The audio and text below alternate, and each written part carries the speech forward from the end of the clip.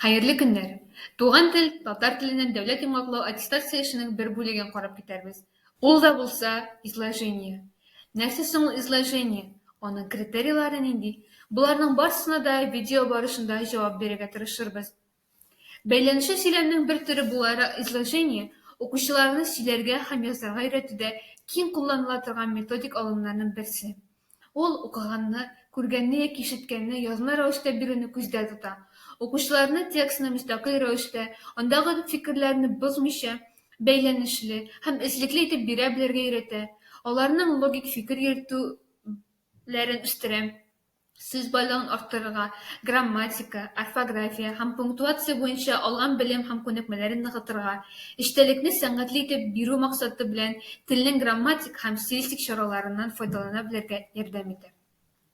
Әйдәгез изложениең язу принцибын карап китик. Башта укучыларга изложение язу өчен текст укыла. Бу вакытта алар караламага үзләренә кирәк дип санаган сүзләрне язып бара. Икенче тапкыр тыңлагач, укучылар аның эчтәлеген кыскача яза. Изложение тексты аудио язмада тыңлана. Экранда изложение үткәрү үрнәге күрсәтелгән. Иң беренче чиратта аудио язманы укучылар беренче кат тыңлыйлар. Аның өчен 3-4 минут вакыт бирә. Бу вакытта алар текстны тыңлыйлар һәм үзләренә кирәкне караламага язып баралар. Шуннан соң аудио язма туктатыла. Уйлану өчен бераз гына вакыт бирелә. Ул гадәттә 5-6 минут. Бу вакытта алар караламага язалар. Икенче кат аудио язма тыңлау шулай ук 3-4 минут бирелә. Бу вакытта игътибар белән тыңлыйлар һәм шулай ук караламага язып баралар. Дүртенче этап булып аудио язманы туктаталар. Изложение яза башларга һәм орфографик сүзлектән файдаланырга рөхсәт итәләр һәм шуннан соң укучылар изложение язалар. Изложениенең критерийларын карап китү өчен демоверсиягә игътибар итик.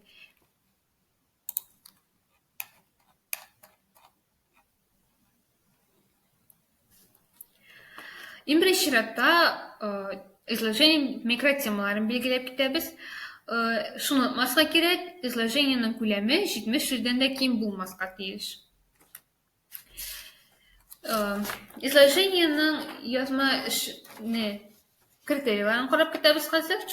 Иң беренчесе 2-1, ул изложениенең эчтәлеге буенча карала. Монда 2 балл алу өчен укучы тыңлаган текстның эчтәлеген тулы итеп ачарга һәм анда яктыртылган барлык мәсьәләләрне дә язмасында күрсәтергә тиеш. 1 балл ала, әгәр дә текстның эчтәлеге ачылган, ләкин бер микротема төшеп калган яки өстәлгән. 0 балл ала, әгәр дә текстның эчтәлеге ачылган, ләкин бердән артык микротема төшеп калган яки өстәлгән. 2-2. Башлангыч текстны сыйнакландыру. 3 балл алу өчен укучы текстның гомум эчтәлеген бер яки берничә алым белән кыскартырга һәм сыйнакландырырга тиеш. 2 балл алу өчен бер яки берничә алым белән текстның 2 микротемасын сыйнакландырырга тиеш. 1 балл алу өчен бер яки берничә алым белән текстның 1 микротемасын сыйнакландырырга тиеш. Әгәр дә текстны сыйнакландыру өчен бер алым да кулланылмый икән, ул вакытта 0 балл куела. 2-3. Изложениенең мәгънә бөтенлеге, бәйләнешле сөйләм һәм аның эзлеклелеге. 2 балл алу өчен укучының эшендә мәгънә бөтенлеге, сөйләмнең бәйләнешле һәм эзлекле булуын күрсәтелә. Логик хаталар юк, эзлеклелек бозылмаган һәм текст кыса юлларга дөрес итеп бүленгән. Әгәр эштә мәгънә бөтенлеге, сөйләмнең бәйләнешле һәм эзлекле булуы күрсәтелә, ләкин бер хата бар, логик хата, яки кызыл юлны билгеләүдә бер хата бар, ул вакытта 1 балл куела.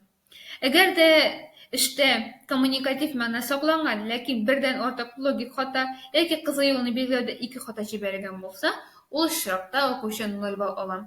Һәм 2-1, 2-3 күрсәткечләре буенча изложение өчен җыела торган иң югары балл 7. Изложениеда нинди хаталар китә аласың? Иң беренчесе ул грамматик хаталар. ГК1 орфографик норманы үтәлеше. Әгәр дә орфографик хаталар юк икән, яки ул 1 икән, ул чиратта 2 балл куела. Әгәр дә 2-3 орфографик хата бар икән, ул вакытта 1. Әгәр дә орфографик хаталарның саны 4-тән артып китә икән, ул чиратта 0 балл куела. ГК2 ул пунктуация буенча. 2 bal alуу için punktuatsiya hatalar bulmalı, yoki 2'den artık bulmalı gerek. 3-4 hata bulsa 1 bal koyulan. Eğer de hataların sanı 5'ten artıp giderken, ул очракта 0 bal koyulan. GK3 grammatik normalarının ötelişi. 2 bal koyulan. Eğer de grammatik hatalar yok iken, yoki bir gene hata var. 2 hatası bulsa 1 bal, 3'ten artık bulsa 0 bal koyulan. GK4 bu söylem normalarının ötelişi. 2 bal aluu için söylem hataları bulmaska tiyиш, yoki 2'den artmaska tiyиш. 3-4 hata bulsa 1 bal, hataları sanı 5'ten artıp gitse 0 bal koyulan. Фактик hata.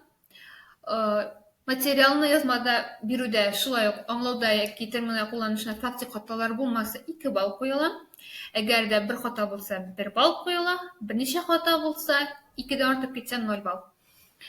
Бу критерийлар буенча сочинение белән бергә тикшерелә. Һәм иң максималь бал 10 бал җыела.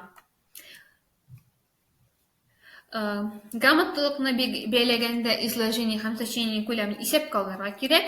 Әйтеп киткәнемчә, изложение күләме 70 сүздән ким булмаска тиеш, шулай ук сочинение да. Әгәр дә изложение яки сочинение күләме 70-139 сүз була икән, бу очракта 1 бал GK1, GK4 һәм FK1 критерийлар буенча 1 балдан артык куелмый. Әгәр изложение һәм сочинениенең гомуми күләме 69 сүз булса, бу очракта әле критерийларга 0 бал куела. Әгәр укучы иҗади эшнең бары тик берсен генә, я изложение сочинение генә үтәсә, бу очракта эшнең күләменә карап куела баллар. Әгәр дә 340 сүздән артыкса, ул вакытта грамоталык буенча гына билгеләнә. Әгәр дә 139 сүз булса, 1 бал куела. 69 сүздән дә ким булса, 0 бал куела. Шулай иттереп, минем чыгышым тамам. Имтиханда уңышлар телим.